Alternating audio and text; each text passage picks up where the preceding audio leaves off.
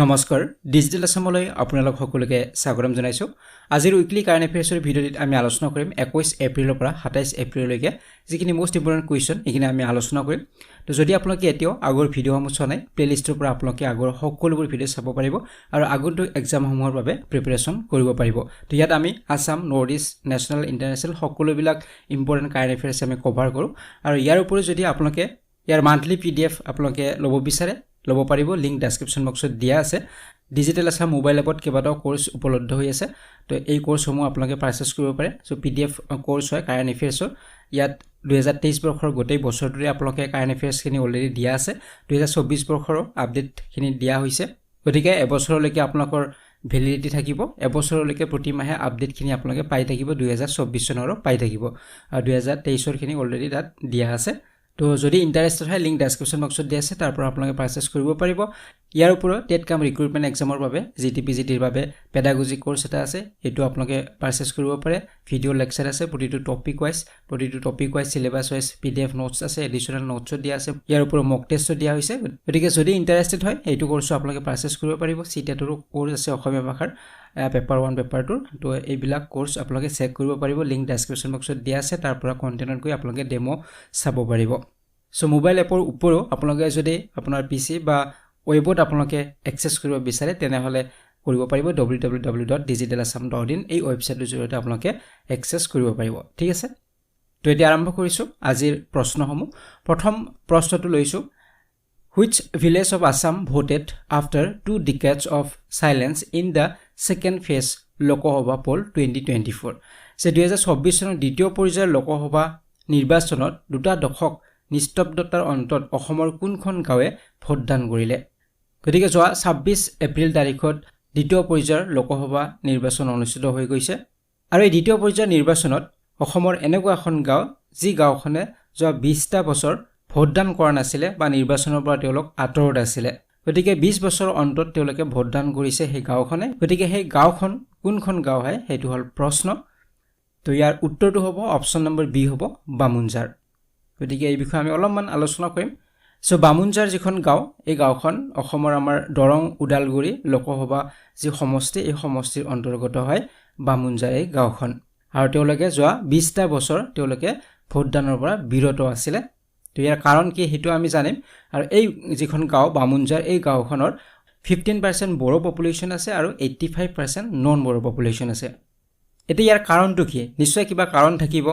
যে কিয় 20 বছৰ ধৰি তেওঁলোকে ভোটদানৰ পৰা বিৰত হৈ আছে ভোটদান কৰা নাই তো ইয়াৰ ডেফিনেটলি কিবা এটা কাৰণ থাকিব তো ইয়াৰ কাৰণটো কি হেতু এতিয়া আমি জানিম তো ইয়াৰ কাৰণটো হৈছে যেতিয়া বিটিসি গঠন হৈছিল 2003 চনত গঠন হৈছিল বিটিসি বড়োল্যান্ড টেৰিটৰিয়েল কাউন্সিল আৰু সেই সময়ছোৱাত এই গাঁওখনো বিটিসিৰ অন্তৰ্ভুক্ত হৈছিল বামুনজাৰ গাঁওখন কিন্তু এই গাঁওখনে যথেষ্ট আপত্তি কৰিছিল তেওঁলোক বিটিসিৰ আন্ডাৰত সোমাব নিবিচাৰিছিল সো আসাম গভৰ্নমেন্টও তেওঁলোক যথেষ্ট আশ্বাস দিছিলে যে তেওঁলোক এক্সক্লুড কৰা হ'ব বিটিসিৰ পৰা তেওঁলোক আঁতৰাই অনা হ'ব তেনেধৰণৰ কোৱা হৈছিল কিন্তু তেনেধৰণৰ কোনো কাৰ্য কৰা নহল আৰু পৰৱৰ্তী সময়ত তেওঁলোকে সিদ্ধান্ত ললে যে তেওঁলোকে আৰু ভোটদান নিদিয়ে বা ভোটদানৰ পৰা তেওঁলোক বিৰত থাকিব আৰু সম্পূৰ্ণ 20টা বছৰ পিছত তেওঁলোকে সিদ্ধান্ত সলনি কৰিছে আৰু তেওঁলোকে ভোটদানৰ বাবে ওলাই আহিছে আৰু গাঁওখনৰ নাম হৈছে বামুনজাৰ ঠিক আছে এতিয়া নেক্সট কোৱেশ্চনটো লৈকে আইছো কোৱেশ্চন নম্বৰ 2 লৈকে ইয়াতে সুধিছে which state gained highest voter turnouts in the second phase Lok Sabha polls 2024 তো আমি ফাৰ্স্ট ফেজৰ কথা আমি আলোচনা কৰিছিলো নিশ্চয় আপোনালোকৰ মনত আছে ফাৰ্স্ট ফেজত সৰ্বাধিক ভোটদান কোনখন ৰাজ্যই কৰিছিল হেয়া ত্ৰিপুৰা আছিল তো আমি ইয়াৰ আগৰ ভিডিঅ'টিত আমি আলোচনা কৰিছিলো ফাৰ্স্ট ফেজ ইলেকশ্যনৰ কথা বা ভোটদানৰ কথা এতিয়া এই প্ৰশ্নটো আমাক সুধিছে সেকেন্ড ফেজৰ কথা সেকেন্ড ফেজ লোকসভা ইলেকশ্যনৰ কথা সুধিছে তো কোনখন ৰাজ্য সৰ্বাধিক ভোটদান দিলে বা টাৰ্নআউট ভোটিং টাৰ্নআউট হয় এটো হল প্ৰশ্ন আৰু ইয়াৰ উত্তৰটো হ'ব অপচন নম্বৰ সি হ'ব ত্ৰিপুৰা হয় গতিকে ফাৰ্স্ট ফেজ আৰু সেকেন্ড ফেজ দুটা ফেজতে ত্ৰিপুৰাৰ যেটো জনসাধাৰণে সৰ্বাধিক ভোটদান দিছে তো আমি যদি পাৰ্সেন্টেজটো চাও গতিকে ত্ৰিপুৰা যেটো ফাৰ্স্ট ফেজত তেওঁলোকৰ যেটো আছিল আমি অলৰেডি ডিসকাস কৰিছিলো পাৰ্সেন্টেজটো আছিল 80.17% তেওঁলোকৰ ভোটাৰ টাৰ্নআউট আছিল এপ্ৰক্স 80% ব্যক্তিয়ে ভোটদান কৰিছিল আৰু সেকেন্ড ফেজত যদি চাও সেকেন্ড ফেজৰ ত্ৰিপুৰাই হয় তেওঁলোকৰ ভোটাৰ যেটো টাৰ্নআউট হয় হেতু 79.46% হয় কিছু পৰিমাণ কম হয় ফাৰ্স্ট ফেজতকৈ অলপমান কম হয় গতিকে 79.46 46% সেকেন্ড ফেজত তেওঁলোকে কৰিছে আৰু হাইয়েষ্ট আৰু ত্ৰিপুৰাতে সৰ্বাধিক ভোটদান হৈছে তো তাৰ পিছত আমি যদি চাওঁ একেবাৰে লোৱেষ্ট কোড হয় লোৱেষ্ট হৈছে 52% 52.74% সেইটো হৈছে উত্তৰ প্ৰদেশৰ সেকেন্ড ফেজত সকলোতকৈ কম হয় ভোটিং সকলোতকৈ কম হৈছে আৰু অসমৰ কথা যদি আমি আলোচনা কৰোঁ অসমত হৈছে 77.35% ভোটিং হৈছে সেকেন্ড ফেজত ঠিক আছে পৰৱৰ্তী সময়ত আমি ফাইনালি ডিসকাস কৰিম গোটেইকেইটা ফেজ মিলি কিমান কোড ভোটিং হৈছে এই বিষয়ে আমি আলোচনা কৰিম ভোটিং টাৰ্নআউট বা এই ইলেকশ্যনৰ লগত জড়িত কিছুমান ইম্পৰ্টেন্ট কিছুমান ফ্যাক্টস আমি আলোচনা কৰিম তো এতিয়া আইছো নেক্সট কুৱেশ্যন নম্বৰ 3 লৈকে ইয়াতে উদিছে who were chosen for the prestigious Padma Shri Award for the year 2024 from Assam যে 2024 বৰ্ষৰ সন্মানীয় পদ্মশ্ৰী বঁটাৰ বাবে অসমৰ পৰা কোনে নিৰ্বাচিত হৈছে তো এই প্ৰশ্নটো আমি জানুৱাৰী মাহত আলোচনা কৰিছিলো কিন্তু পুনৰবাৰ ইয়াক আলোচনা কৰাৰ কাৰণটো হৈছে ৰিসেন্টলি 22 এপ্ৰিল তাৰিখত পদ্ম বঁটাসমূহ দিয়া হৈছে পদ্ম এৱাৰ্ডসমূহ দিয়া হৈছে প্ৰেসিডেন্ট দ্ৰৌপদী মুৰ্মুৰ দ্বাৰা দিয়া হৈছে ৰাষ্ট্ৰপতি ভৱনত গতিকে সেই কাৰণে আমি পুনৰবাৰ এই বিষয়ে আলোচনা কৰিছো যেহেতু নিউজত আহিছে তো আমি পুনৰবাৰ আলোচনা কৰিছো নিশ্চয় আপোনালোকৰ মনত আছে তো আমাৰ অসমৰ পৰা কিমান গৰাকী নিৰ্বাচিত হৈছিল 3 গৰাকী নিৰ্বাচিত হৈছিল তো ইয়াৰ উত্তৰ হ'ব অপচন নম্বৰ ডি হ'ব পাৰ্বতী বৰুৱা আছিল সৰ্বেশ্বৰ বসুমতাৰী আছিল আৰু ড্ৰন ভূঞা আছিল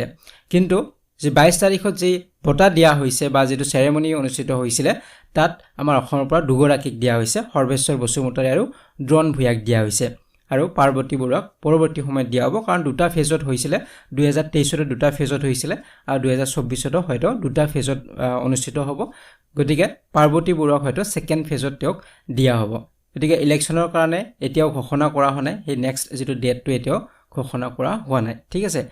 তো যিকিনক আমি জানি থলে হল যে 3 গৰাকী অসমৰ পৰা পাইছে পাৰ্বতী বৰুৱা সৰ্বেশ্বৰ বসুমতাৰী আৰু ড্ৰন ভূঞা তো এই বিষয়ে আমি আগতে ডিসকাস কৰিছিলো পাৰ্বতী বৰুৱা তেখেত আছিল তেখেতক আমি হাতী কি পৰি বুলি আমি জানো গতিকে কেতিয়াবা এইটো প্ৰশ্ন সুধিব পাৰে যে হাতী কি পৰি বুলি কাক জনা যায় পাৰ্বতী বৰুৱাক জনা যায় ঠিক আছে তেখেত প্ৰথম গৰাকী ফিমেল মাউথ হয় তো প্ৰথম গৰাকী ফিমেল মাউথ হয় তো এইটো আপোনালোকে মনত ৰাখিব ভাৰতবৰ্ষৰ প্ৰথম গৰাকী ফিমেল মাউথ আৰু অসমৰ ধুবুৰী জিলাৰ হয় তেখেত তো এইটো আপোনালোকে মনত ৰাখিব তাৰ পিছত সৰ্বেশ্বৰ বসুমতাৰী আছিল তেখেত চিৰাং জিলাৰ হয় তেখেতে এগ্ৰিকালচাৰ কেটেগৰীত তেখেতে লাভ কৰিছিল আৰু তেখেতক চিৰাংকে কৃষি চিৰাক হিচাপে তেখেতক জনা যায় গতিকে চিৰাঙৰ কৃষি চিৰাক হিচাপে তেখেতক জনা যায় ঠিক আছে তাৰ পিছত ফক আৰ্টিষ্ট অসমৰ ড্ৰন ভূঞা তেখেতেও লাভ কৰিছে তেখেত অজাপালিৰ লগত জড়িত হয় দেউধানী ডান্সৰ লগত জড়িত হয় হুকনানী যি অজাপালি বা ব্যাস অজাপালি তাৰ লগত তেখেত জড়িত হয় ঠিক আছে তো এইখিনি আপোনালোকে মনত ৰাখিব তো ইয়াৰ ওপৰত আপোনালোকে মনত ৰাখিব যে এই যিখিনি এৱাৰ্ড দিয়া হৈছে আমি অসমৰ কথাখিনিহে আলোচনা কৰিলো কিন্তু আমি গোটেই পদ্ম এৱাৰ্ডছখিনিৰ বিষয়ে থুলমূলকৈ আমি জানি থব লাগিব গতিকে 2024 বৰ্ষত কিমান গৰাকী সিলেকশন হৈছিল নিৰ্বাচিত হৈছিল পদ্ম এৱাৰ্ডছৰ বাবে হেয়া হৈছে 132 গৰাকী নিৰ্বাচিত হৈছিল তো এইটো আপোনালোকে মনত ৰাখিব লাগিব সুধিব পাৰে তো ইয়াতে পদ্ম বিভূষণ লাভ কৰিছে 5 গৰাকীয়ে 17 গৰাকীয়ে লাভ কৰিছে পদ্ম ভূষণ 110 গৰাকীয়ে পদ্মশ্ৰী বঁটা লাভ কৰিছে তো ইয়াৰে গোটেই বিলাককে দিয়া হোৱা নাই এতিয়াও সেকেন্ড ফেজত দিয়া হ'ব ইয়াৰ ওপৰত মনত ৰাখিব লাগিব এই গোটেই 132 গৰাকী পদ্ম এৱাৰ্ডছৰ ভিতৰত 30 গৰাকী আছিল ওমেন হয় মহিলা হয় গতিকে 30 গৰাকী মহিলাই এই পদ্ম এৱাৰ্ড লাভ কৰিছে 2024 বৰ্ষত এইখিনি আপোনালোকে মনত ৰাখিব লাগিব তাৰ ওপৰে 8 গৰাকী ব্যক্তি তেওঁলোকে ফৰেনাৰ্ছ বা এনআৰআই বা পিআইও বা ওচিআই এই কেটেগৰীত 8 গৰাকী লাভ কৰিছে আৰু 9 গৰাকী পষ্টমাছ এৱাৰ্ডিজ হয় তেওঁলোকে মৰণোত্তৰভাৱে তেওঁলোকক এৱাৰ্ড দিয়া হৈছে যিসকল এতিয়া জীৱিত নহয় মৰণোত্তৰভাৱে তেওঁলোকক দিয়া হৈছে 9 গৰাকীক দিয়া হৈছে তো এইবিলাকৰ ওপৰত প্ৰশ্ন আহে কিমান গৰাকী এইবাৰ পাইছে 2024ত বা পদ্ম বিভূষণ কিমান গৰাকী পালে পদ্ম ভূষণ কিমান গৰাকী পালে পদ্মশ্ৰী কিমান গৰাকী পাইছে তো এইবিলাক প্ৰশ্ন আহিব পাৰে বা কিমান গৰাকী মহিলাই পালে তো এইবিলাক প্ৰশ্ন এক্সামত সুধিব পাৰে তো এই পইণ্টছ বিলাক মনত ৰাখিব লাগিব আৰু এই পদ্ম এৱাৰ্ডৰ গোটেই যিখন লিষ্ট হয় তো এই লিষ্টখন মই অলৰেডি টেলিগ্ৰামত শ্বেয়াৰ কৰিছিলোঁ আগত তো পুনৰবাৰ মই শ্বেয়াৰ কৰি দিম তো তাৰ পৰা আপোনালোকে চাব পাৰিব গোটেই লিষ্টখন তেতিয়া আইছো নেক্সট কুৱেশ্যন নম্বৰ 4 লৈকে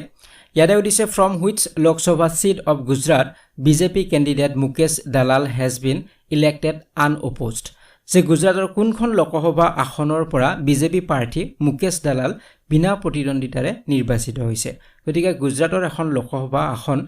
আৰু এই লোকসভা আসন বা যি সমষ্টিটোৰ পৰা বিজেপি প্ৰাৰ্থী মুকেশ দালাল তেখেতে কোনো প্ৰতিদ্বন্দ্বিতা নোহোৱাকৈ তেখেতে নিৰ্বাচিত হৈছে তেওঁৰ কোনো প্ৰতিদ্বন্দ্বী নাছিলে গতিকে এই আসন বা এই যিখন কনষ্টিটুৱেঞ্চি বা সমষ্টি এইটো ক'ত সেইটো হ'ল প্ৰশ্ন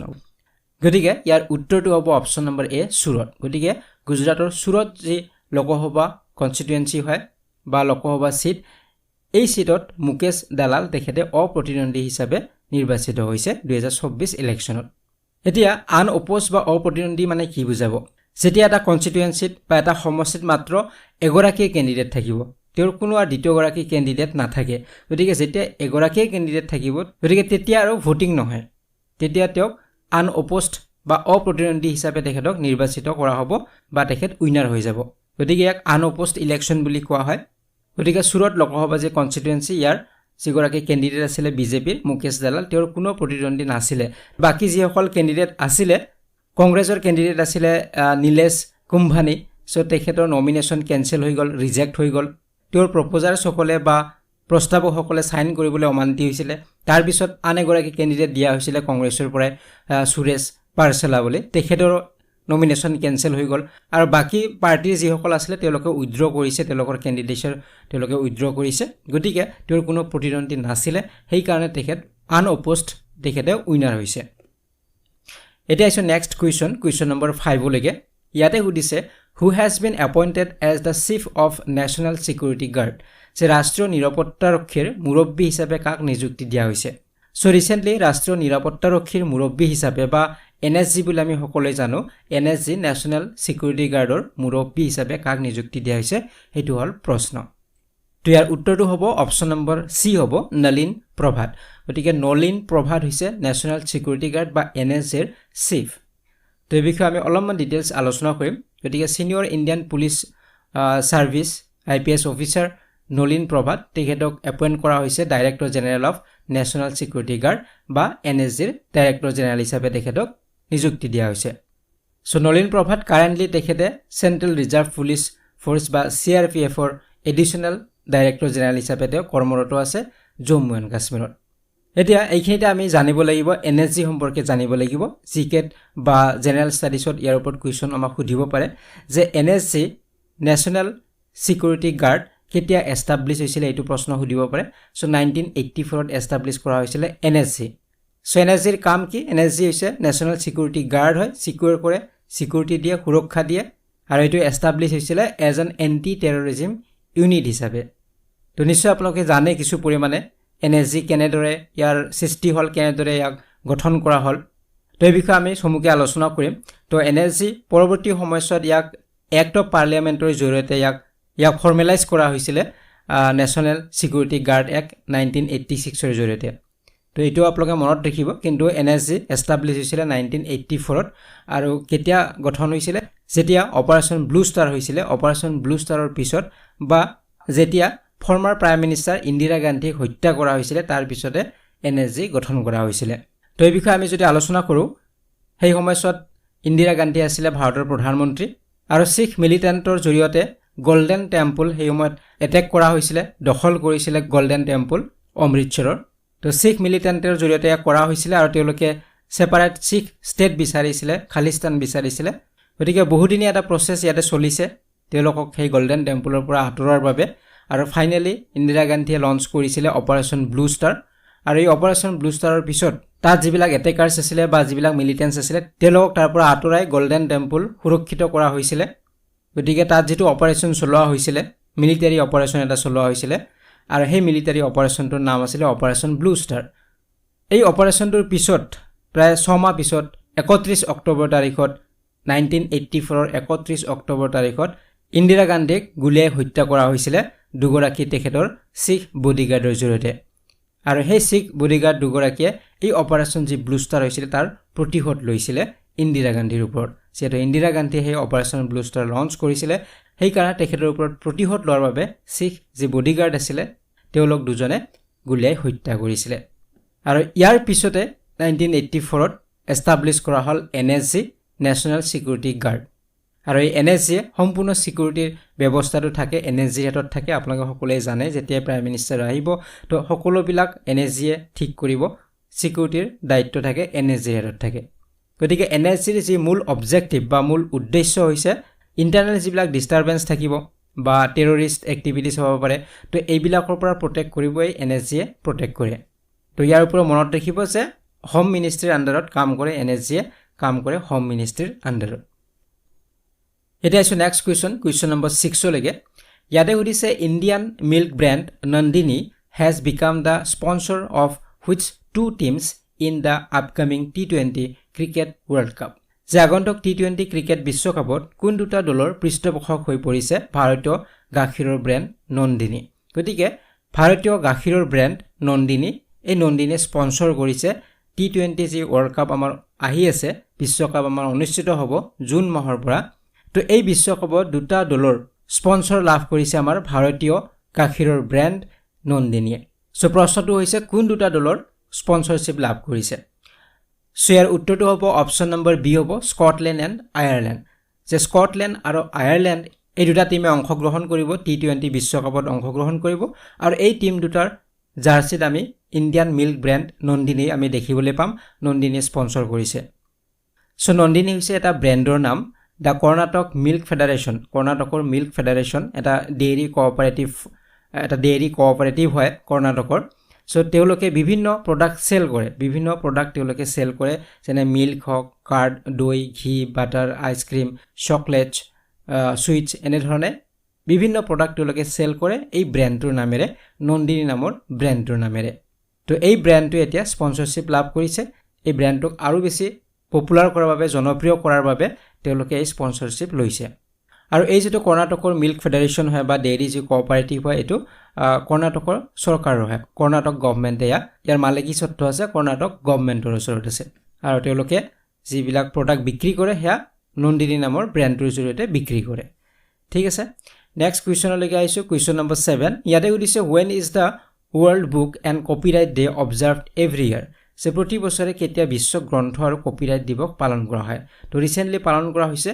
বিশ্ব গ্ৰন্থ আৰু কপিৰাইট দিৱস তো কেতিয়া পালন কৰা হল এইটো হল প্ৰশ্ন তো ইয়াৰ উত্তৰটো হ'ব অপচন নম্বৰ সি হ'ব 23 এপ্ৰিল তাৰিখত পালন কৰা হৈছে তো World book and copyright Day ইয়া প্ৰতি বছৰে পালন কৰা হয় 23 এপ্ৰিল তাৰিখত আৰু ৰিসেন্টলি আমাৰ পালন কৰা হল সো 23 এপ্ৰিল তাৰিখত আমি যদি চাও উইলিয়াম শেক্সপিয়াৰৰ মৃত্যু হৈছিল ডি কাৰ্ভেন্টিছৰ মৃত্যু হৈছিল গাৰ্চিলা চৌধুৰীৰ মৃত্যু হৈছিল তো এনে ধৰণৰ প্ৰমিনেন্ট কিছুমান অথৰছৰ মৃত্যু হৈছিল যাৰ কাৰণে এই দিনটো সিলেক্ট কৰা হৈছে World book and copyright Day হিচাপে তো এই ওয়াৰ্ল্ড বুক যেটো ডে বা কপিৰাইট ডে এটো ইউনেস্কোৰ দ্বাৰা প্ৰক্লেম কৰা হৈছিল জেনেৰেল কনফাৰেন্স ইন 1995 ত ইউনেস্কোয়ে প্ৰক্লেম কৰিছিল এটা জেনেৰেল কনফাৰেন্সত 1995 ত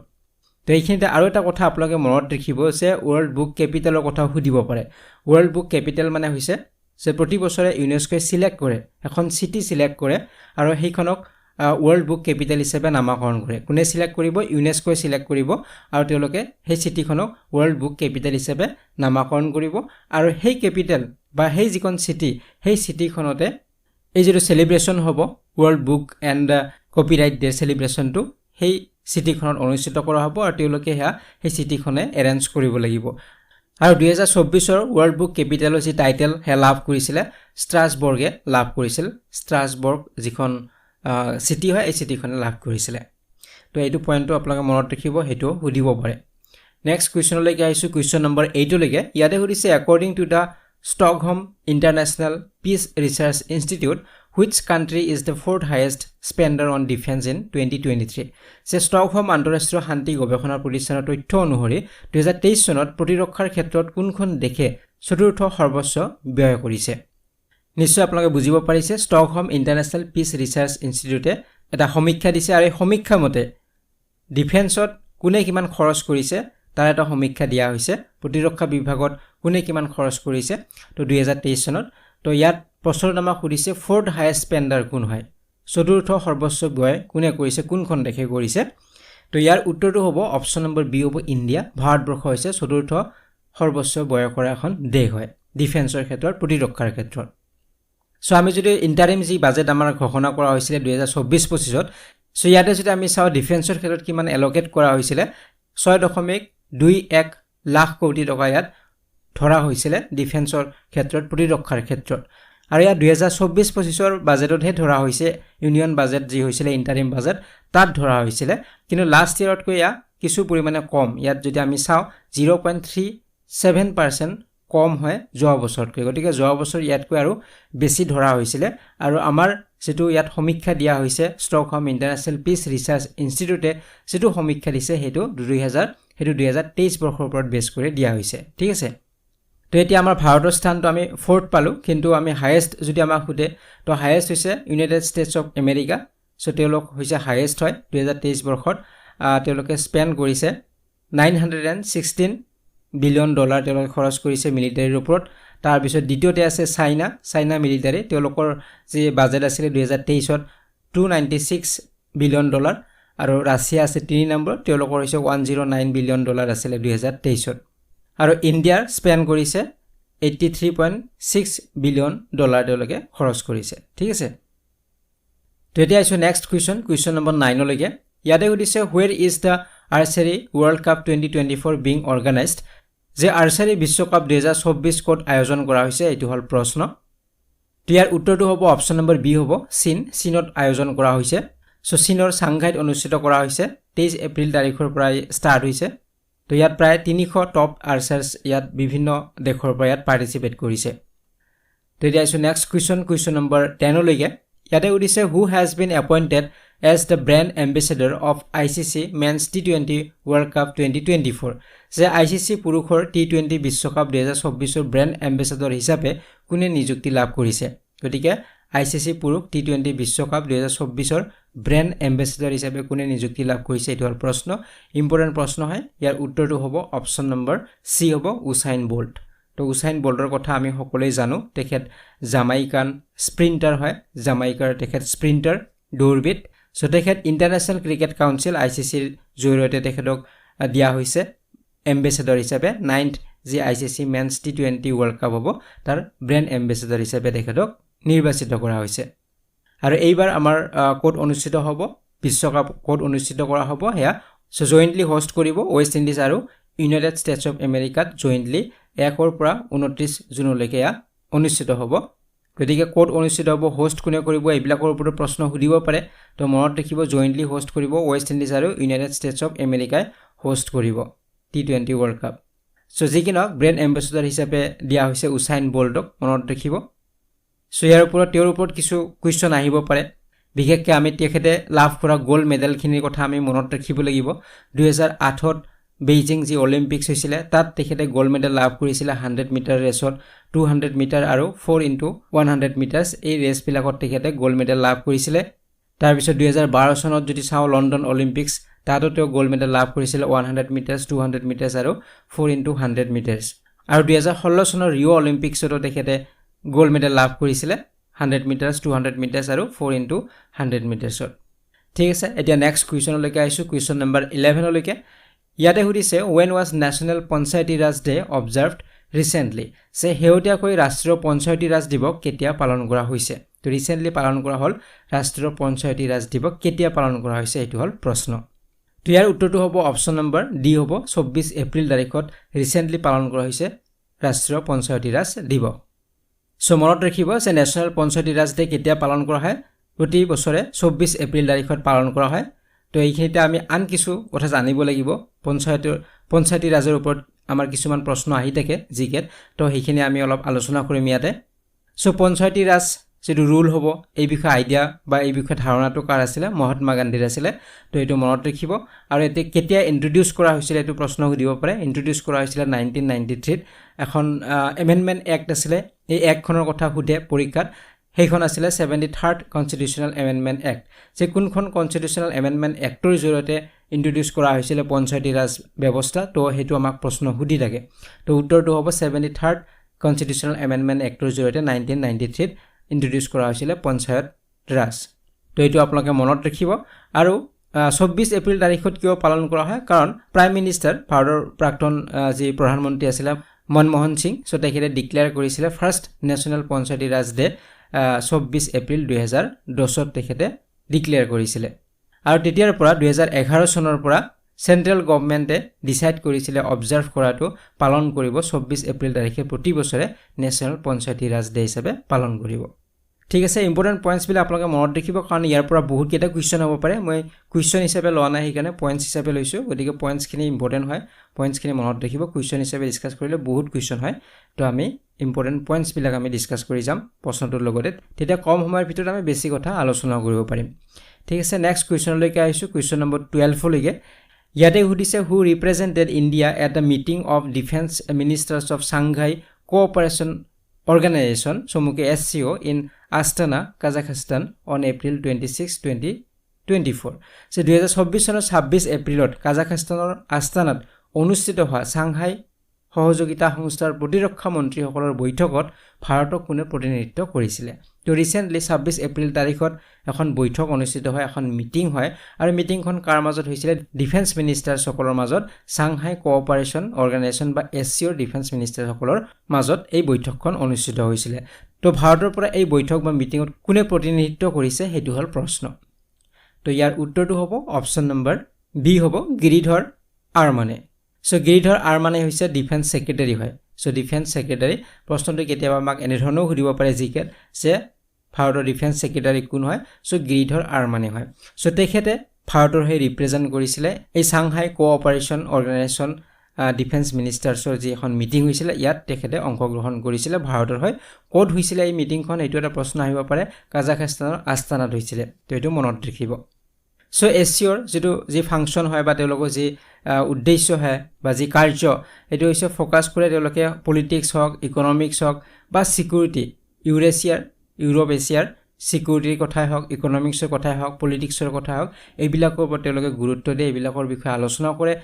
শান্তিৰ কথা আলোচনা কৰে সিকিউৰিটিৰ কথা আলোচনা কৰে বা ইয়াৰ যিবিলাক মেম্বাৰ কান্ট্ৰি আছে SCOৰ তাৰ মাজত যাতে কোনো ধৰণৰ ভায়োলেন্স বা সিকিউৰিটিৰ অভাৱ নহয় এইবিলাক বিষয়ে আলোচনা কৰা হয় তো ৰিসেন্টলি এই বিষয়ে আলোচনা কৰা হৈছে আৰু ভাৰতৰ পৰা অংশগ্ৰহণ কৰিছে ডিফেন্স সেক্ৰেটাৰী গিৰিধৰ আৰমানে আৰু তেখেতে স্পষ্টকৈ কৈছে যে SCO মেম্বাৰ ষ্টেটছ বিলাকৰ মাজত যিকোনো টেৰৰিজম হওক বা যিকোনো এনে ধৰণৰ সিকিউৰিটিৰ কথা হওক তো এইবিলাকৰ ক্ষেত্ৰত বা যিকোনো ভায়োলেন্সৰ কথা হওক এইবিলাকৰ ক্ষেত্ৰত জিৰো টলাৰেন্স এস্টাবলিশ কৰিব লাগিব বা জিৰো টলাৰেন্স হ'ব লাগিব তেনে ধৰণৰ তেখেত মন্তব্য আগবঢ়াইছে তো এইখিনিতে আমি আলোচনা কৰিব লাগিব বা অলপ জানিব লাগিব SCO সম্পৰ্কে আমি জানিব লাগিব তো ইয়াৰ ওপৰত কোৱেশ্চন আমাক সুধিব পাৰে তো SCO ফুল ফৰ্মটো আমি জানিলো গতিকে SCO কেতিয়া গঠন কৰা হৈছিলে হেয়া 15 জুন 2001 চনত গঠন কৰা হৈছিলে সাংহাইত গঠন কৰা হৈছিলে ঠিক আছে কিন্তু ইয়াৰ পূৰ্বতে ইয়াক সাংহাই 5 বুলি জনা গৈছিলে আৰু ইয়াক গঠন কৰা হৈছিলে 1996 ত গতিকে 1996 ত গঠন কৰা হৈছিলে সাংহাই 5 বুলি গঠন কৰা হৈছিলে আৰু 5 বুলি এই কাৰণে কোৱা হৈছিলে কাৰণ সেই সময়ত মেম্বাৰ কান্ট্ৰি আছিল 5খন আছিল কাজাখস্তান আছিল চীন আছিল কিৰগিস্তান আছিল ৰাছিয়া আছিল আৰু তাজিকিস্তান আছিল তো এই 5খন মেম্বাৰ কান্ট্ৰি আছিল আৰু সেই কাৰণে ইয়াক সাংহাই 5 বুলি কোৱা গৈছিল 1996 ত গঠন কৰা হৈছিল ইয়াৰ পিছত 2001 চনত উজবেকিস্তান ইয়াত এন্ট্ৰি হল বা উজবেকিস্তানৰ প্ৰৱেশ ঘটিলে এই সাংহাই 5ত আৰু তেতিয়া সাংহাই 5ৰ নামটো সলনি কৰি ইয়াক SCO কৰি দিয়া হল তো এইটো আপোনালোকে মনত ৰাখিব গতিকে SCO হিচাপে সেই কাৰণে 2001 চনৰ 15 জুন তাৰিখত ইয়াক গঠন কৰা হৈছিল সাংহাই SCO হিচাপে কিন্তু তাৰ আগত ইয়াক জনা গৈছিল সাংহাই 5 বুলি জনা গৈছিল তো মনত থাকিব নিশ্চয় আৰু এই SCOৰ অফিচিয়েল ল্যাঙ্গুৱেজৰ কথা সুধিব পাৰে অফিচিয়েল ল্যাঙ্গুৱেজ SCOৰ দুটা হয় এটা হৈছে ৰাছিয়ান আনটো হৈছে চাইনিজ তো এইটো প্ৰশ্ন আহিব পাৰে এইবিলাক পইণ্টছ মনত ৰাখিব লাগিব তো ইয়াৰ সেক্ৰেটাৰিয়েট হয় SCOৰ সেক্ৰেটাৰিয়েট কোড আছে পাৰ্মানেন্ট সেক্ৰেটাৰিয়েট আছে বেইজিঙত আছে চীনৰ বেইজিঙত আছে এইটো মনত ৰাখিব লাগিব ইণ্ডিয়া আৰু পাকিস্তান কেতিয়া ইয়াত হুমাই ইয়াৰ মেম্বাৰ কান্ট্ৰি হৈছিল 2017 চনত হৈছিল 2017 ত মেম্বাৰ হৈছিল SCOৰ ইণ্ডিয়া আৰু পাকিস্তান একেলগে হৈছিল তো মনত ৰাখিব আৰু সুধিব পাৰে যে বৰ্তমান ইয়াৰ মেম্বাৰ কান্ট্ৰি কিমান হয় SCOৰ বৰ্তমান মেম্বাৰ কান্ট্ৰি কিন্তু 9খন হয় ঠিক আছে প্ৰথমে 5খন আছিল তাৰ পিছত উজবেকিস্তান হুমালে 6খন হল তাৰ পিছত ইণ্ডিয়া আৰু পাকিস্তান হুমালে 8খন হল আৰু ফাইনালি আন এখন ইয়াত জড়িত হৈছে সেই দেশখন হৈছে ইৰাণ গতিকে টোটাল এতিয়া 9খন মেম্বাৰ কান্ট্ৰি হয় তো ইৰাণে কেতিয়া লাভ কৰিলে 2023 চনত ইয়াৰ মেম্বাৰশিপ লাভ কৰিছে তো লেটেষ্ট বা নিউ মেম্বাৰ কোন বুলি সুধিলে তো ইৰাণ হ'ব ইৰাণ হৈছে লেটেষ্ট বা নিউ মেম্বাৰ 2023 ত প্ৰৱেশ কৰিছে 2017 ত ইণ্ডিয়া আৰু পাকিস্তান ঠিক আছে এতিয়া আছো নেক্সট কুৱেশ্চন নম্বৰ 13 লৈকে ইয়াতে উঠিছে what was the theme of world art day 2024 যে 2024 চনৰ বিশ্ব পৃথিৱী দিৱসৰ বিষয়বস্তু কি আছিল যে বিশ্ব আৰ্ট ডেৰ বিষয়বস্তু কি আছিলে সেইটো হল প্ৰশ্ন 2024 চনৰ সো ইয়াৰ উত্তৰটো হ'ব অপচন নম্বৰ ডি হ'ব প্লেনেট ভাৰ্চেছ প্লাষ্টিক্স সো 2024 চনৰ আৰ্টেৰ থিমটো আছিলে প্লেনেট ভাৰ্চেছ প্লাষ্টিক তো এইখিনিতে আমি মনত ৰাখিব লাগিব যে বিশ্ব আৰ্থ ডে কেতিয়া পালন কৰা হয় এইটো প্ৰশ্ন সুধিব পাৰে তো 22 এপ্ৰিল তাৰিখত পালন কৰা হয় বিশ্ব আৰ্থ ডে পৃথিৱী দিৱস পালন কৰা হয় 22 এপ্ৰিল তাৰিখত এটো মনত ৰাখিব লাগিব সো প্ৰথম আৰ্থ ডে পালন কৰা হৈছিল 1970 ত পালন কৰা হৈছিল প্ৰথম আৰ্থ ডে 22 এপ্ৰিল তাৰিখত 1970 আৰু ইয়াক earthday.org দ্বাৰা প্ৰথম ইয়াক পালন কৰা হৈছিল এতিয়া আৰ্থ ডে সেলিব্ৰেট কৰা হয় ওভাৰ 193 কান্ট্ৰিজৰ মাজত সেলিব্ৰেট কৰা হয় প্ৰায় ইয়াত 1 বিলিয়ন পিপল ইয়াত ইনভলভ হৈ থাকে সো এই দিৱসৰ জৰিয়তে এটা এৱাৰনেছ ক্ৰিয়েট কৰা হয় যে আৰ্থখনৰ আমাৰ সুৰক্ষা বা আৰ্থখনৰ ফিউচাৰ আমাৰ ওপৰতে ডিপেন্ড কৰিব গতিকে আমি ইয়াক সুৰক্ষিতভাৱে ৰাখিব লাগিব সাস্টেইনেবল ফিউচাৰ এটাৰ বাবে আমি যিখিনি কৰিব লাগে সেইখিনি আমাৰ কৰাটো যিখিনি প্ৰয়োজন হয় তাৰ প্ৰতি এটা এৱাৰনেছ ক্ৰিয়েট কৰা হয় আৰু এই বছৰৰ যেটো থিম আছিল প্লেনেট ভাৰ্চেছ প্লাষ্টিক আছিল এই বছৰৰ থিম আৰু ইয়াৰ জৰিয়তে এটা লক্ষ্য এটা গোল এটা লোৱা হৈছে যে প্লাষ্টিক আমাৰ হিউমেনৰ বাবে যথেষ্ট ক্ষতিকাৰক হয় মানুহৰ বাবে পৰিবেশৰ বাবে পৃথিৱীৰ বাবে ক্ষতিকাৰক হয় গতিকে প্লাষ্টিকৰ যেটো উৎপাদন এটো কমাব লাগিব গতিকে আমাৰ পৃথিৱীৰ যেটো হেলথটো ভাল কৰিব লাগিলে প্লাষ্টিক আমাৰ কি কৰিব লাগিব প্ৰডাকশনটো কমাব লাগিব গতিকে এটা টাৰ্গেট এটা লোৱা হৈছে 2040 ৰ ভিতৰত 60% ৰিডাকশন যাতে হয় প্লাষ্টিক প্ৰডাকশন 60% যাতে কম হয় 2040 ৰ ভিতৰত তো তাৰ এটা গোল এটা লোৱা হৈছে তো এতিয়া আইছো নেক্সট কোৱেশ্চন নম্বৰ 14 লৈকে ইয়াতে সুধিছে who became the youngest player chess ever to win the FIDE candidates tournament যে ফাইট ক্যান্ডিডেটস টুৰ্নামেন্টত জয়ী হোৱা দবা খেলৰ আটাইতকৈ কম বয়সীয়া খেলুৱৈ কোন সো ইয়াতে আটাইতকৈ কম বয়সীয়া খেলুৱৈৰ কথা সুধিছে দবা খেলৰ তো উত্তৰ হ'ব অপচন নম্বৰ ডি হ'ব ডমৰাজু গুকেশ বা আমি ডি গুকেশ বুলি আমি সকলোৱে জানো ডি গুকেশ হৈছে ফাইট ক্যান্ডিডেটস টুৰ্নামেন্টত জয়ী হোৱা দবা খেলৰ আটাইতকৈ কম বয়সৰ খেলুৱৈ সো ডি গুকেশৰ যেটো বয়স হৈছে 17 বছৰ হয় ইণ্ডিয়ান গ্ৰ্যান্ড মাষ্টাৰ হয় তেখেত চেন্নাইৰ পৰা হয় চেন্নাইৰ হয় তেখেত ইণ্ডিয়ান গ্ৰ্যান্ড মাষ্টাৰ কিতাপ তেখেতে অলৰেডি লাভ কৰিছে 17 বছৰ হয় তেখেতৰ বয়স তো তেখেতে এটা হিষ্ট্ৰি ক্ৰিয়েট কৰিলে আৰু তেখেত 2024 ৰ ফাইট ক্যান্ডিডেটস চেছ টুৰ্নামেন্টৰ তেও জয়ী হৈছে আৰু ইয়াক কানাডাত হৈছিল টৰন্টোত হৈছিল কানাডাৰ টৰন্টোত অনুষ্ঠিত হৈছিল এই টুৰ্নামেন্ট আৰু তাত তেখেতে জয়ী হৈছে আৰু তেও হৈছে ইয়ংগেষ্ট প্লেয়াৰ হয় এই চ্যাম্পিয়নশিপ উইন হোৱা বা এই চ্যাম্পিয়নশিপ বিজয় লাভ কৰা তেখেত হৈছে ইয়ংগেষ্ট প্লেয়াৰ হয় সো আমি ভাৰতৰ কথা যদি কম ভাৰতৰ তেখেত দ্বিতীয় গৰাকী ব্যক্তি হয় বা দ্বিতীয় গৰাকী তেখেত ভাৰতীয় হয় যে বিশ্বনাথ আনন্দ তেখেতেও বিজয় লাভ কৰিছিল ক্যান্ডিডেটস টুৰ্নামেন্ট তেখেতেও লাভ কৰিছিল আৰু তেওঁৰ পিছতে দ্বিতীয় গৰাকী আমাৰ ইণ্ডিয়ান হৈছে গুকেশ ডি গুকেশ তেখেতেও লাভ কৰিছে ক্যান্ডিডেটস টুৰ্নামেন্ট সো ডি গুকেশৰ বিষয়ে আমি দুটা ইম্পৰ্টেন্ট পইণ্টছ আমি মনত ৰাখিব লাগিব যে তেখেতৰ বয়স যেতিয়া 12 বছৰ আছিল 12 বছৰ বয়সত তেখেতে গ্ৰ্যান্ড মাষ্টাৰ টাইটেল লাভ কৰিছিল আৰু তেখেত থাৰ্ড ইয়ংগেষ্ট প্লেয়াৰ হিচাপে তেখেতে খিতাপ লাভ কৰিছিল থাৰ্ড ইয়ংগেষ্ট প্লেয়াৰ হিচাপে খিতাপ লাভ কৰিছিল 12 বছৰ বয়সত তেখেত গ্ৰ্যান্ড মাষ্টাৰ টাইটেল লাভ কৰিছিল তো ইয়াৰ উপৰি 2023 বৰ্ষত হাংজৌ এছিয়ান গেমছৰ তেখেতে সিলভাৰ মেডেলো লাভ কৰিছিল তো এই পইণ্টছ বিলাকো মনত ৰাখিব লাগিব কাৰণ কাৰেন্ট এফেয়াৰ্ছৰ লগত ৰিলেট কৰি আমাক জিকেৰ কোৱেশ্চন বিলাক সুধে তো সেইকাৰণে আমি জিকেখিনি কাৰেন্ট এফেয়াৰ্ছৰ লগত ৰিলেট কৰি আমি চাব লাগে সো জিকিনক এতিয়া আইছো আজিৰ ভিডিঅ'টিৰ শেষৰটি প্ৰশ্ন কোৱেশ্চন নম্বৰ 15 লৈকে ইয়াতে সুধিছে which team smashed record for highest T20 run chase যে কোনটো দলে সৰ্বাধিক টি20 ৰান চেজৰ অভিলেখ ভংগ কৰিলে সো ইয়াতে টি20 ৰান চেজৰ অভিলেখ ভংগ কৰাৰ কথা সুধিছে তো ৰিসেন্টলি যে আমাৰ আইপিএল খেল চলি আছে এই আইপিএল খেলত ৰান চেজৰ যেটো অভিলেখ ভংগ কৰিছে সৰ্বাধিক ৰান চেজৰ অভিলেখ ভংগ কৰিলে তো কোনটো দলে ভংগ কৰিছে এটো হল প্ৰশ্ন তো ইয়াৰ উত্তৰ হ'ব অপচন নম্বৰ বি হ'ব পাঞ্জাব কিংছ হ'ব সো পাঞ্জাব কিংছ আৰু কলকাতা নাইট ৰাইডাৰ্ছৰ মাজত অনুষ্ঠিত হৈছিল এখন খেল 26 এপ্ৰিল তাৰিখত আইপিএল 2024 ৰ আৰু ইয়াত কলকাতা নাইট ৰাইডাৰ্ছে টোটেল তেওঁলোকে স্কোৰ কৰিছিল 261 তেওঁলোকে স্কোৰ কৰিছিল ৰান কৰিছিল 6 উইকেটৰ বিনিময়ত 20 টা ওভাৰত তেওঁলোকে 261 ৰান কৰিবলৈ সক্ষম হৈছিল গতিকে যিয়ে সেকেন্ড ইনিংস খেলিব তেওঁলোকে কিমান ৰান চেজ কৰিব লাগিব তেওঁলোকে 261 ৰান চেজ কৰিব লাগিব আৰু ইমানখিনি ৰান 20 ওভাৰত 261 ৰান বহুত ৰান হয় গতিকে ইমানখিনি ৰান চেজ কৰি তাত উইনাৰ হোৱা যেটো ৰেকৰ্ড হয় সেই ৰেকৰ্ডটো কৰিবলৈ সক্ষম হৈছিল পাঞ্জাব কিংছে গতিকে তেওঁলোকে 8 উইকেটৰ বিনিময়ত তেওঁলোকে এই ৰানখিনি কৰিবলৈ সক্ষম হৈছিলে বা এই ৰান চেছ তেওঁলোকে কৰিব পাৰিছিলে আৰু তেওঁলোকৰ হাতত 8টা বল ৰৈ গৈছে গতিকে হাইয়েষ্ট ৰান চেছৰ কথা যদি কওঁ আমি হিষ্ট্ৰীত তেনেহ'লে হ'ব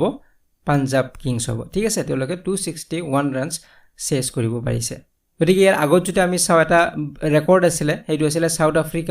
আফ্ৰিকাৰ ৰেকৰ্ড আছিলে তেওঁলোকে 259 ৰানছ তেওঁলোকে ৰান চেছ কৰিবলৈ সক্ষম হৈছিলে ৱেষ্ট ইণ্ডিজৰ এগেইনষ্টত 2023 চনত গতিকে সেই ৰানটো আছিলে 259 ৰান আছিলে 259 ৰানছ তেওঁলোকে চেছ কৰিবলৈ সক্ষম হৈছিলে ৱেষ্ট ইণ্ডিজৰ এগেইনষ্টত 2023 চনত আৰু পাঞ্জাব কিংছে ৰান চেছ কৰিছে 261 গতিকে এইটো হৈছে হাইয়েষ্ট ৰান হয় ঠিক আছে নিশ্চয় বুজিব পাৰিছে সো আজিৰ এই ভিডিঅ'টিত আমি বহুকেইটা ইম্পৰ্টেণ্ট কুৱেশ্যন আলোচনা কৰিলোঁ নিশ্চয় আপোনালোকে কিছু পৰিমাণে হ'লেও উপকৃত হ'ব